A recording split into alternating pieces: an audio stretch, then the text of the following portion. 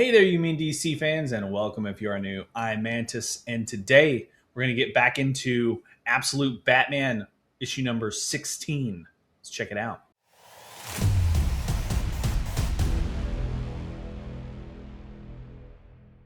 With the battle between Bane and Batman at the old stadium finished, there is a lot still needing cleaned up. Bruce's relationship with his friends, Selina, Waylon is getting worse, and the city is a mess from the fight. Well, mostly the stadium. But that's where Bruce is going to start. He awakens from a knock on his truck window by one of the other construction workers as Bruce oversees the reconstruction of the stadium, along with Lucius Fox. And Lucius has been a bit worried about Bruce from his absence from the company and tells him to go out and touch some grass, ride a horse, maybe get into a fight, and most importantly, have some fun. After the shift at the construction site, Bruce stops by Gotham Presbyterian Hospital to bring some food to Harvey and Oz. Some sub sandwiches, actually. But Oz takes it as an insult, as he still can't even eat solids yet. But, Bruce is just trying to do something nice, He didn't come to fight. Oz asks what did he come by for then? Just to try and patch things up? Thinking that bringing some food and some sort of apology, Oz isn't having it. Blaming Bruce for choosing Batman, for choosing to turn them into monsters. Bruce is good at saving the city, but saving his friends seems something he's not great at. Bruce leaves while Harvey and Oz still blame Bruce for what happened to them. Feeling like he has to do something for his friends, Batman makes his way to the Museum of Natural History. And again, kind of creeping through the halls and the dark exhibits, he finds the perfect spot to talk to a new friend. He takes out the talisman of Hecate and demands an audience with Diana of the Wild Isle. Well, that was quick.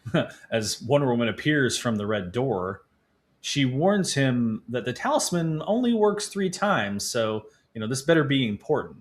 That's when Bruce explains that his friend Waylon was changed to half animal, half human, and thought she may be able to identify something here in the museum or knows of something that could cure him. Unfortunately, nothing in this plane can help him, not even her lasso at this point. But she does know of something from another realm that might help. The journey will be deadly, but Bruce can't let Waylon down. So she opens the door to the other realm. Stepping through the door, they arrive in a place that exists between the surface world and the underworld.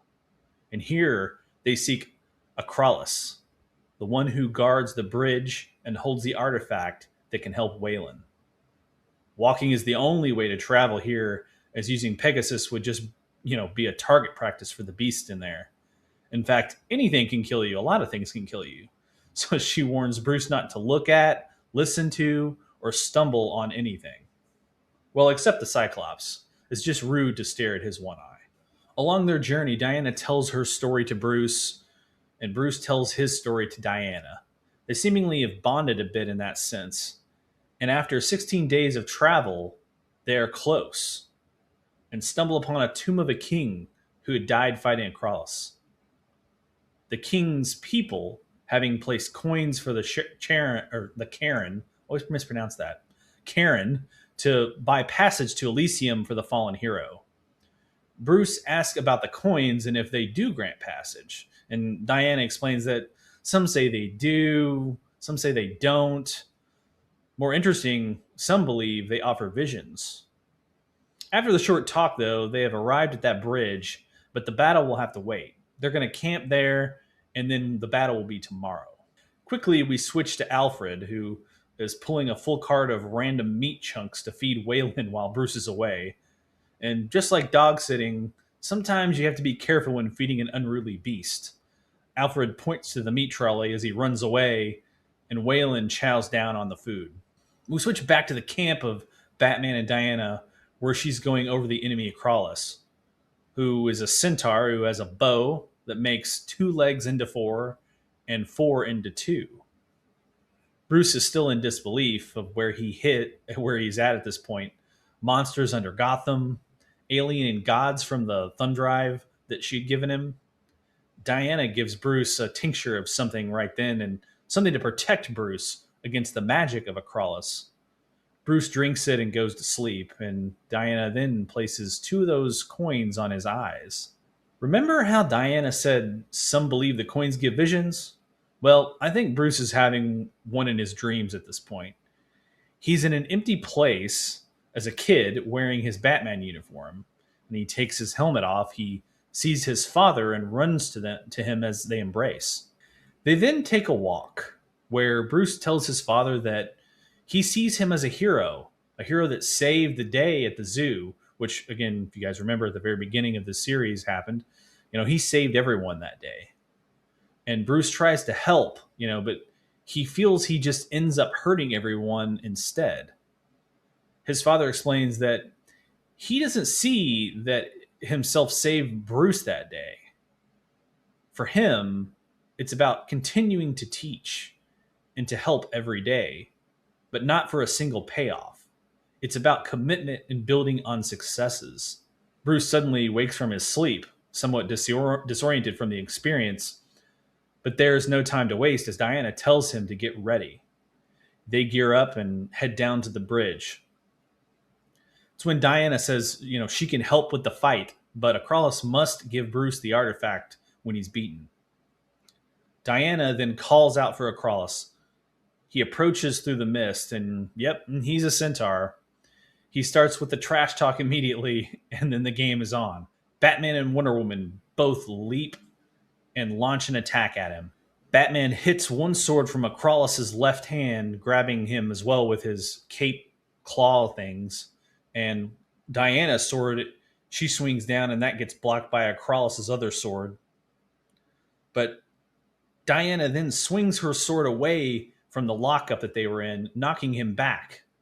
Just enough room for Batman to slide in and deliver a gut punch. That knocks Acrolis down. But Batman is standing in the one place you don't want to be, behind a centaur. Acrolis then mule kicks Batman, sending him falling off the side of the bridge. Pegasus, who's been kind of circling around, sees this and dives after him, hoping to catch him before he perishes. Diana then readies her sword just as Acrolis readies his bow, even admiring Batman as he could have been a nice addition to Acrolis' stable as a Bat-Centaur hybrid. Creepy, if you ask me. Just then, Pegasus breaches the lower clouds with Batman in the saddle, and they make a diving run at Acrolis.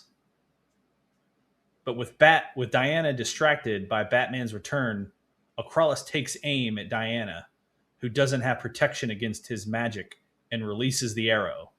Batman then swings in and jumps from Pegasus and into the line of the arrow, sacrificing himself and taking the arrow to his shoulder.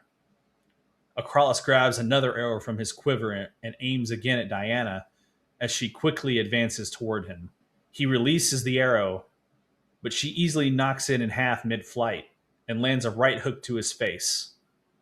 Acrolis tumbles over in a thud on the bridge as Diana turns and runs back to check on Bruce.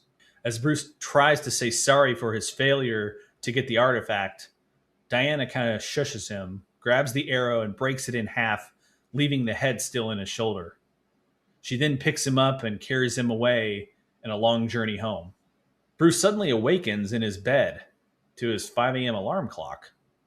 Fearing his failure, he remembers what Diana had told him. She said, "Everything you need is inside you." Bruce grabs the shaft of the broken arrow and rips it out of his shoulder and finds the arrowhead glowing was the artifact all along. The next day, we see Bruce arriving back to the construction site, telling Lucius that he took his advice and touched some grass, rode a horse, and got into a fight. And, Bruce did take his father's advice as well and continued to work and help. But at least he did get a payoff as he left the artifact and a note for Waylon telling him he's never alone. All right. Thanks for following along on this one, guys. And we can see here, Bruce is still trying to help things on a daily basis. Although he's still struggling with Oz and Harvey there, he did find a way to maybe help Waylon out. So on the next issue, it looks like we're going to be diving into Ivy. So I guess the Joker's going to come back into the picture as well. Don't forget to like and subscribe. Hit the bell notification so that when we release one of the videos, either in the DCKO event or the Absolute series, that you'll get notified of that and be able to follow along with us on the video. So thanks again, guys, and until next time, later.